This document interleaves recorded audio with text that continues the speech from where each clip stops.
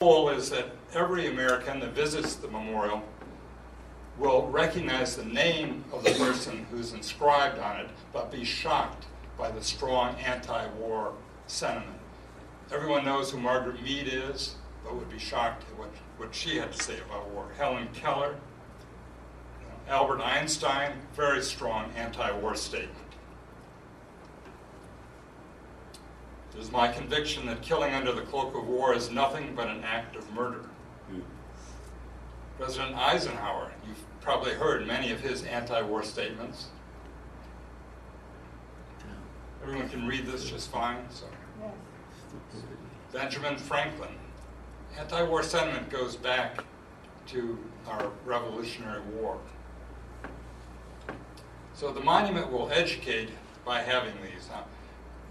I'm really shocked by the Ronald Reagan quote here. But of course, sacrificing young men and women for territorial gain and economic advantage and for ideology is exactly what we do when we fight these wars. And Martin Luther King, of course. So when you look at the history textbooks that are used in Florida, for example, the middle school and the high school, U.S. history is war to war to war to industrial revolution to war to war to war to civil rights and back to war. I have two sons that graduated from public school, and neither one could name any U.S. citizen who ever opposed a U.S. war. No anti-war leader, no peace leader. They come up with Gandhi. And of course, everyone knows Gandhi, but to not recognize that there are U.S. citizens who have dedicated their lives, their fortune, and sometimes their health and lives in opposition to war. And that is not taught. We think that once there's a memorial, something to take a picture of, and once people are educated by visiting it, it's much more likely that eventually there might be a sentence or two in history books recognizing anti-war activity, maybe a picture of the monument, because it'll be something to take a picture of, and maybe eventually an entire chapter documenting what people have done to speak out against war. The second project is the U.S. Peace Registry, which is to recognize individuals and organizations, and I hope that your organization will, in fact both of these organizations, will be listed in the U.S. Peace Registry. We're trying to document in kind of a scholarly way the broad range of peace activities and inspire new generations to work for peace. The foundation is developing a national database that documents the broad range of modern peace activism and anti-war behavior, recognizing individuals and organizational peace leadership. So if you look at this particular design of the monument, you see the quotations are going to be, there are 12 different walls here. They go up over 200 feet. And the quotations from the famous Americans will be engraved on this. But at this position and the wall directly behind it, we envision big flat screen TV with some technology. So a person could take, much like we see now at the Vietnam or Korean War monuments, for example, people will take members of the younger generation. So if you had advocated against war, you might take a neighbor or a grandson or a nephew or a niece to Washington. You'll walk up to this monument and you say, well, let's see what Grandpa did to oppose war.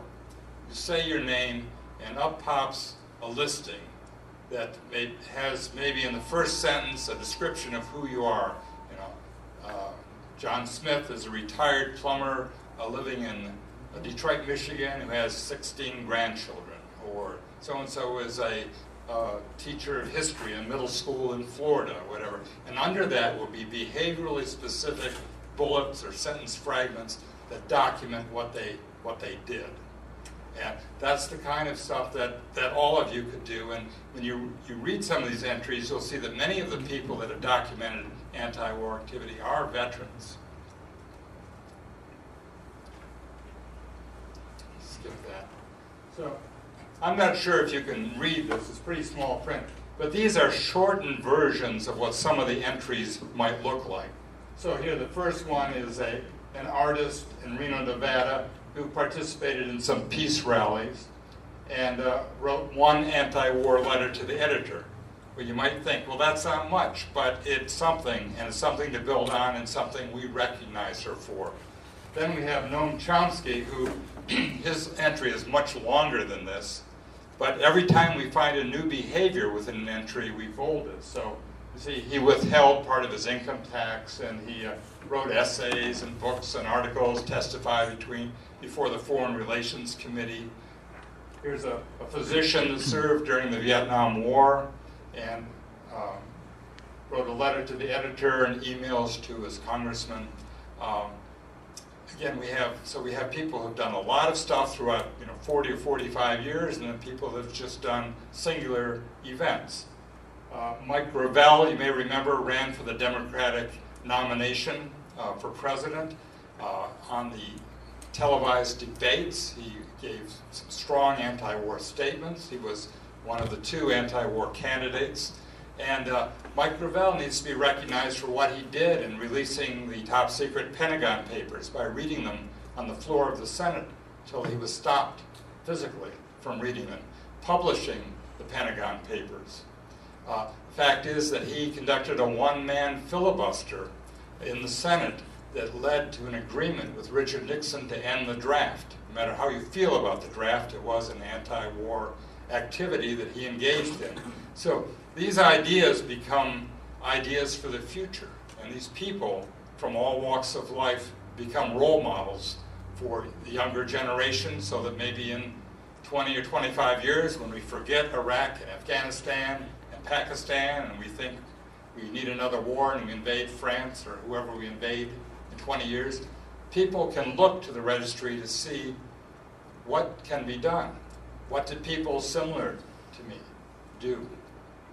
And if they could do it, then maybe I could do it as well. So we think there are about 300, maybe 400 discrete anti-war behaviors that people can use depending on their level of comfort. So we have someone who wrote an anti-war song. Here's a man who served in the Air Force that wrote some anti-war poems, some poetry. Cindy Sheehan is down here. Again, I just picked a few examples. This one isn't much, but it's one to build on. This student started some anti-war work in 2007, and now she's adding, as she does things, she feels compelled to let us know so that we can add them to the register.